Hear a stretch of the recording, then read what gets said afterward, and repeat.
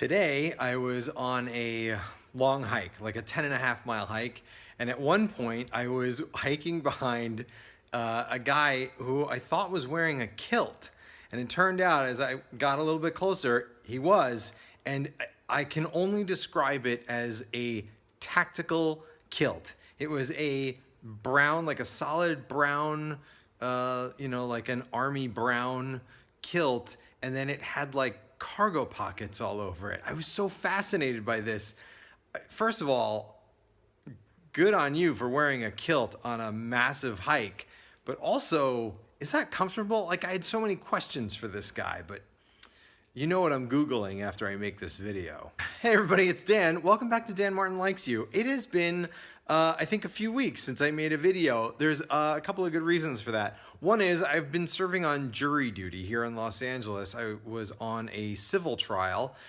So unlike criminal, where it's guilty, not guilty, civil is really just about money. And it was like a great experience. It was just, if you ever get the chance to serve jury duty, do it. It's just so eye-opening into the judicial process here in America. And it was fascinating. I'm probably not for the guy that we ruled against, a little over $1 million in damages, but for everybody else, it was stellar. And of course, the other really big reason why I've not been around is because of a little thing called Overwatch. It's no coincidence I stopped making videos around the same time I bought Overwatch. So let's talk about books. The book that I've most recently read and that I love is Lincoln in the Bardo by George Saunders. There's a couple of things I want to say about this right off the bat. First of all, it was published by Random House. It's 343 pages. It came out about a month ago, and this is his very first quote-unquote novel. Now, I need to just say this up front, and I'm sure some of you who have been thinking about this book have been a little bit apprehensive about jumping into it, because it's not actually a novel, it's a play. It is a 343-page play. And I really don't understand why they packaged it as a novel, but I will say this, I'm glad that they did. Because plays don't get read very often. They're not natural to read. Scripts in general are just not natural things to read. I'm going to put this down. And so I think I think the publishers were just like, let's just package it up like a novel, and people hopefully will buy it because George Saunders has a huge fan base and they've been waiting for this. And I imagine they were right. A lot of the critics that I've heard have come out in favor of this novel.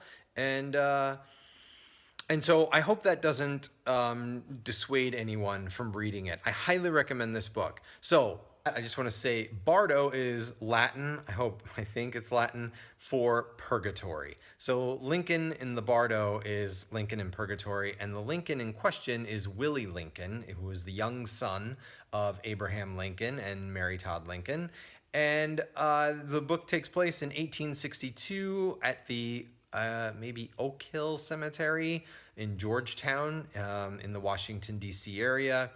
And it concerns the residents, the ghosts of a cemetery, and upon the first day that Willie Lincoln is brought to the cemetery, and the night that they spend with him, and what happens in the course of that night. I'll say, in typical George Saunders fashion, it is hilarious, grotesquely hilarious, I would say. It's a beautifully written, beautifully crafted story about these ghosts that are in this sort of holding pattern. Although I don't want to give any spoilers, so I'm gonna try anyway not to ruin the story at all. But now that you know that Bardo means purgatory, you kind of get what I hope anyway, that maybe you understand a little bit about what's going on. They're in this cemetery, and but the key is they don't know that they're dead. And I think that's what's so fascinating about this story. What's interesting is that you're getting the story from two perspectives. On the one hand, you're getting it from the residents of the cemetery, and on the other hand, from newspaper clippings. It's almost like, or quotes from books that were taken of the time to help you understand as a reader the time and place that this is all unfolding, and why Abraham Lincoln, who is a character in this book, why he's making certain decisions he's making, how the public is feeling about him. You have to remember that the Civil War is kicking off at this time. And so it goes back and forth quite frequently between the hilarious ghosts of the cemetery and the public. And the public is just through, like I said, press clippings and biographies and autobiographies and whatnot. And it's a fascinating way to have a story unfold. And I very much appreciated the way this happened. And as the story progresses, what you begin to understand is that, or what you begin to suspect anyway, is that the cemetery is representative of what happens when you just sort of stall out in your life. Even though they're ghosts, they don't know they're ghosts, and they think that they're just sick, which I think is hilarious, and that they're gonna get better at some point and move on. But what you realize is that they're not going to get better, and that they have made the conscious decision to just stand still. And when you do that, everything, even though life goes on without you, you yourself become depressed, without any of the forward emotional development that one's life requires in order to have, I think, a positive, productive life.